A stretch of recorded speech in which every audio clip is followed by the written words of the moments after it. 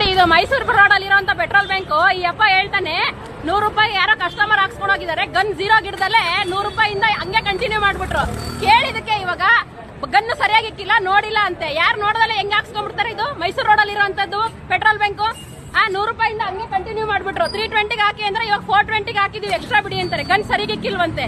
ಹಿಂಗೆ ಯಾಮರ್ಸ್ಕೊಂಡು ತಿಂತಾ ಇರಿ ಪೆಟ್ರೋಲ್ ಬ್ಯಾಂಕ್ಗಳಲ್ಲಿ. ಈ ಮೈಸೂರು ರೋಡ್ ಅಲ್ಲಿ ಬರೋಂತ ಪೆಟ್ರೋಲ್ ಬ್ಯಾಂಕ್ ಅಲ್ಲಿ ಎಲ್ಲರೂ ನೋಡ್ಕೊಂಡು ಸ್ವಲ್ಪ ಹಾಕಿಸ್ಕೊಳ್ರಪ್ಪ.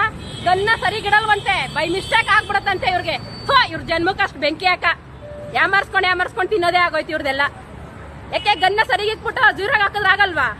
ಮೈಸೂರು ರೋಡ್ ಪೆಟ್ರೋಲ್ ಬ್ಯಾಂಕ್ ಮಹಾ ಮೋಸ. ಗನ್ ಇಟ್ಬಿಟ್ಟು 0 ಇಂದ ಕಸ್ಟಮರ್ಗೆ ಆಗ್ತಾ ಇಲ್ಲ. ಕಂಟಿನ್ಯೂ ಹಂಗೆ 100 ರೂಪಾಯಿ ಇತ್ತು ಅಂದ್ರೆ ಅದ್ರ ಮೇಲೆ ಕಂಟಿನ್ಯೂ, 200 ರೂಪಾಯಿ ಇತ್ತು ಅಂದ್ರೆ ಅದು ಕಂಟಿನ್ಯೂ. ನೋಡಿ ಅಲ್ಲಿ ನಿಂತಾನಲ್ಲ ಮಹಾನ್ ಭಾವ, ಅವ್ನು ಹೇಳ್ತಾನೆ ಬೈ ಮಿಸ್ಟೇಕ್ ಆಗೋಯ್ತಂತೆ. ಹಿಂಗೆ ಯಾಮರ್ಸ್ಕೊಂಡೇ ಇರಿ.